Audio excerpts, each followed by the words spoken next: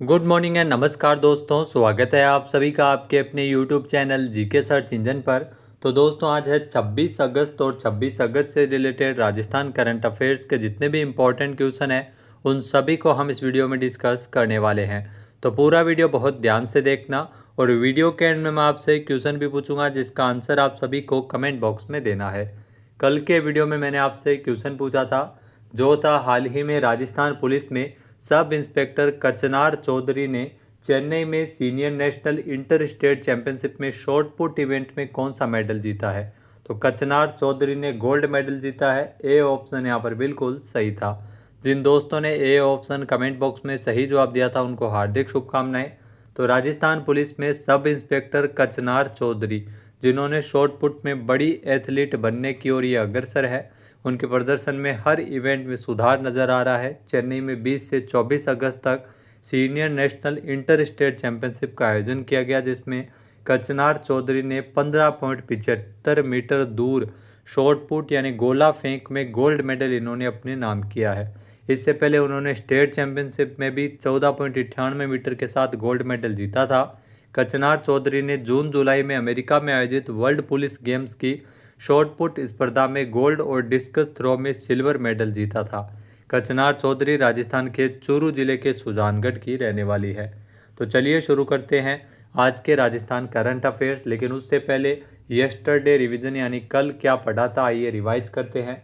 तो राजस्थान पुलिस के द्वारा महिला जागरूक सुरक्षा अभियान, जिस अभियान का नाम था सशक्त नारी जिम्मेदारी हमारी, इस अभियान का शुभारंभ कब किया गया था। तो राजस्थान पुलिस ने 20 अगस्त को अभियान का शुभारंभ किया।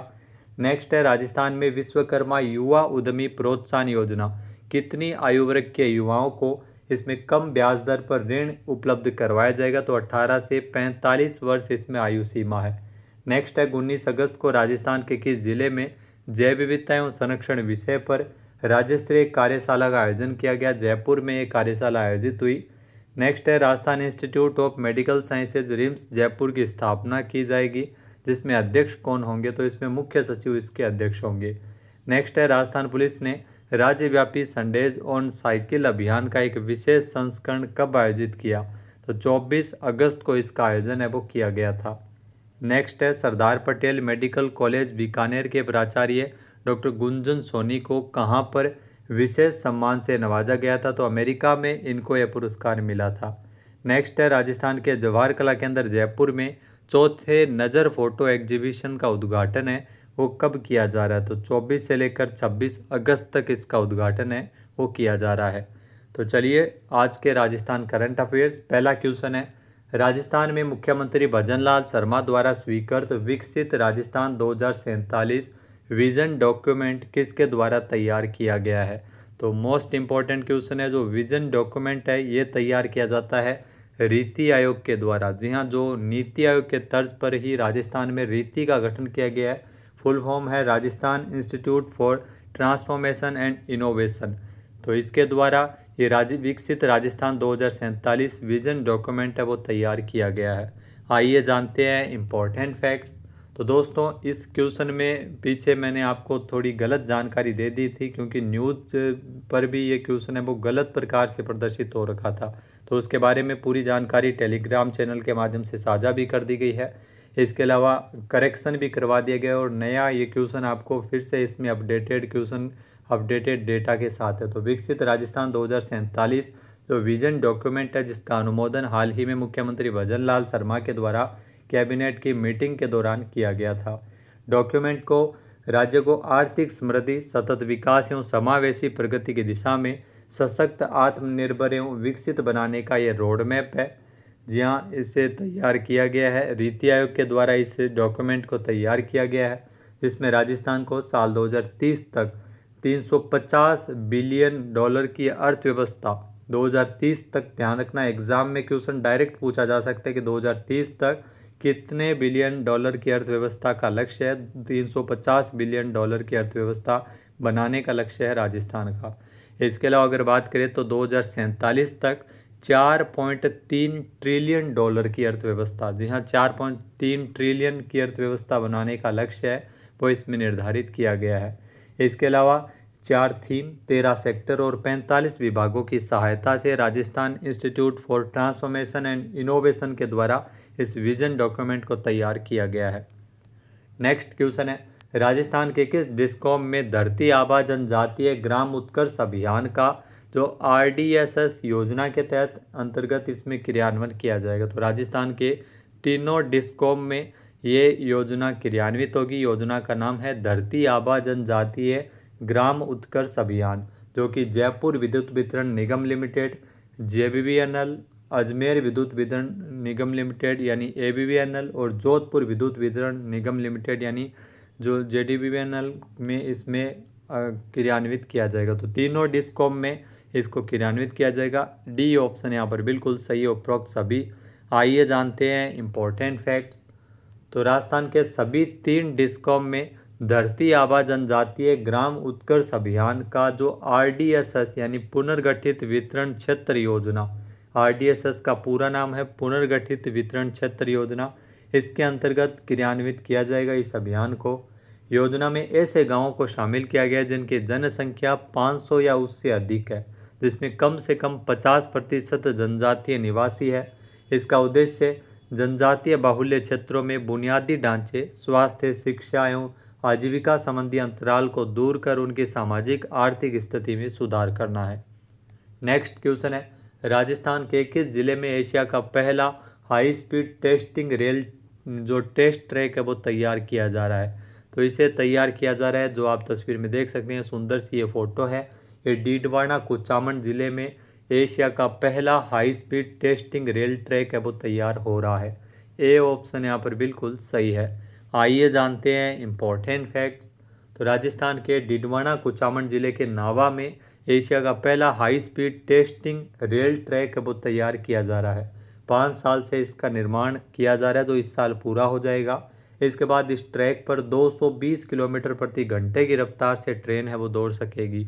इंजन का ट्रायल हो सकेगा। यहाँ कम आबादी होने की वजह से इस जगह को टेस्टिंग ट्रैक के लिए चुना गया था। 62 किलोमीटर क्षेत्र में फैले इस ट्रैक पर 37 मोड़ है, जिससे गुजार कर ट्रेनों की स्पीड की टेस्टिंग की जाएगी। 820 करोड़ रुपए इसकी लागत आई है टोटल।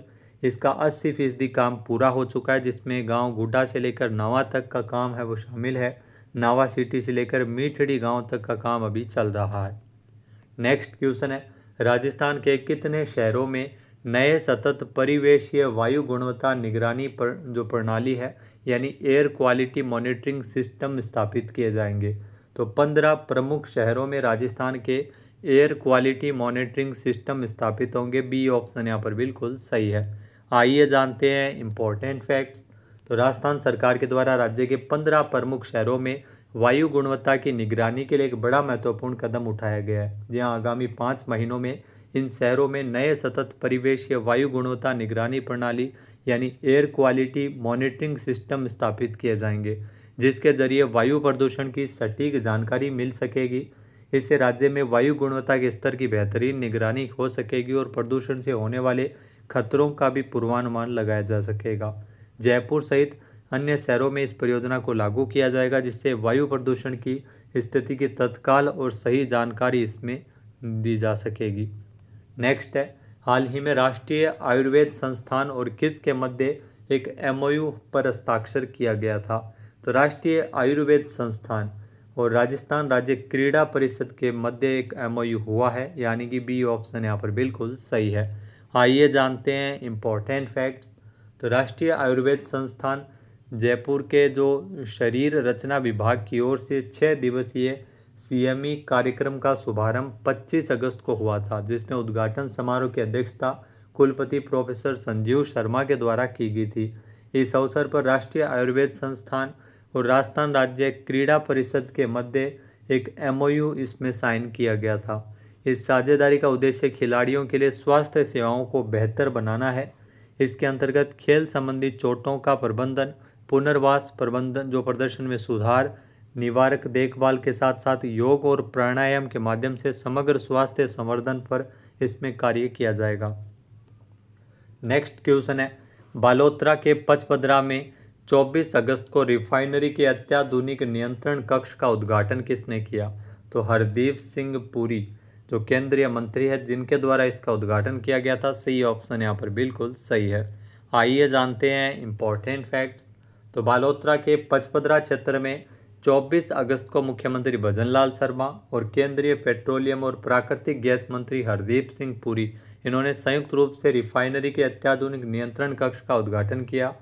HPCL और राजस्थान सरकार का जो संयुक्त उद्यम है, जो HPCL राजस्थान रिफाइनरी लिमिटेड, जो 90 लाख मीट्रिक टन यहाँ पर प्रतिवर्ष उत्पादन करेगा, जिसमें 2.4 MMTPA जो पेट्रोकेमिकल उत्पाद इसमें शामिल है। इसके अलावा राजस्थान में पहली अत्याधुनिक BS6 मानक वाली रिफाइनरी का निर्माण यहाँ पर किया जा रहा है। लगभग 4,567.32 एकड़ भूमि पर निर्माणाधीन इस परियोजना का 90% कार्य पूरा हो चुका है और इसी साल इसका शुभारंभ भी किया जाएगा। नेक्स्ट क्वेश्चन है, राजस्थान मत्स्य संशोधन विधेयक 2025 के प्रारूप का अनुमोदन किसके द्वारा किया गया? तो मुख्यमंत्री भजनलाल शर्मा ने इस बिल का अनुमोदन किया। ए ऑप्शन यहाँ पर बिल्कुल सही है। आइए जानते हैं इम्पोर्टेंट फैक्ट्स। तो मुख्यमंत्री भजनलाल शर्मा के द्वारा राजस्थान मत्स्य अधिनियम 1953 में संशोधन के लिए मंत्रिमंडल द्वारा राजस्थान मत्स्य संशोधन विधेयक 2025 के प्रारूप का अनुमोदन किया था।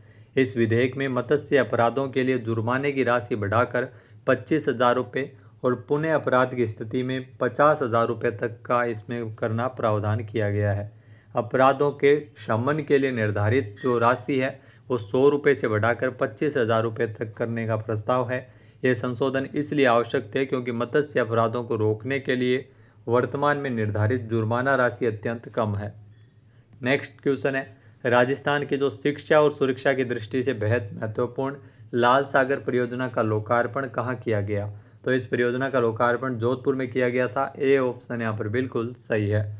आइए जानते हैं इम्पोर्टेंट फैक्ट्स। तो राजस्थान की शिक्षा सुरक्षा की दृष्टि से बेहद महत्वपूर्ण लाल सागर परियोजना, जिसका जोधपुर में भव्य लोकार्पण हुआ था, इस ऐतिहासिक अवसर पर भारत सरकार के रक्षा मंत्री राजनाथ सिंह मुख्य अतिथि के तौर पर शामिल रहे थे। इसमें करीब 110 करोड़ रुपए की इस महत्वाकांक्षी परियोजना में तैयार की गई है। साथ ही आदर्श डिफेंस स्पोर्ट्स एकेडमी जो 30 करोड़ रुपए की लागत से बनी है, इसका शुभारंभ किया गया। इस एकेडमी में भविष्य में जो राष्ट्र को ऐसे युवा मिलेंगे जो सैन्य अधिकारी, अंतर्राष्ट्रीय स्तर के खिलाड़ी, प्रशासनिक अधिकारी और श्रेष्ठ नागरिक के रूप में देश की सेवा करेंगे। इस लाल सागर परियोजना का ये शुभारंभ जोधपुर को शिक्षा, रक्षा और खेल का नया केंद्र बनाएगा, जहां से राष्ट्र को आने वाले समय में प्रतिभाशाली और अनुशासित युवा मिल सकेंगे। पहले चरण में 400 विद्यार्थियों की क्षमता वाला ये छात्रावास यहाँ पर तैयार किया गया है, जिसमें से 200 विद्यार्थी रक्षा सेवाओं के लिए जो NDA इत्यादि के लिए तैयारी करेंगे और 200 विद्यार्थी खेल क्षेत्र में उच्च स्तर की तैयारी करेंगे। नेक्स्ट क्वेश्चन है, चौथा सेमिकॉन इंडिया 2025 का उद्घाटन PM मोदी द्वारा नई दिल्ली में कब किया जाएगा? तो 2 सितंबर 2025 को इसका उद्घाटन करेंगे PM मोदी। बी ऑप्शन यहाँ पर बिल्कुल सही है। आइए जानते हैं इम्पोर्टेंट फैक्ट्स। तो चौथा सेमिकॉन इंडिया 2025 का उद्घाटन 2 सितंबर को होगा। प्रधानमंत्री नरेंद्र मोदी नई दिल्ली में इसका उद्घाटन करेंगे।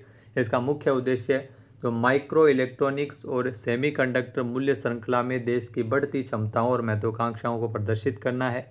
इस प्रदर्शनी में 18 देशों और क्षेत्रों की 350 प्रदर्शनी कंपनियों के द्वारा अपने उत्पादों का प्रदर्शन किया जाएगा। पहली बार इस प्रदर्शनी में जापान, दक्षिण कोरिया, सिंगापुर और मलेशिया के 4 अंतर्राष्ट्रीय मंडल शामिल होंगे। नेक्स्ट क्वेश्चन है, ऐश्वर्य प्रताप सिंह तोमर ने कजाकिस्तान में आयोजित 16वीं एशियाई निशानेबाजी चैंपियनशिप में 50 मीटर राइफल 3 पोजीशन स्पर्धा में कौन सा मेडल जीता है? तो जो आप तस्वीर में देख रहे हैं, इनका नाम है ऐश्वर्य प्रताप सिंह और इन्होंने गोल्ड मेडल जीता है। ए ऑप्शन यहाँ पर बिल्कुल सही है। आइए जानते हैं इम्पोर्टेंट फैक्ट्स।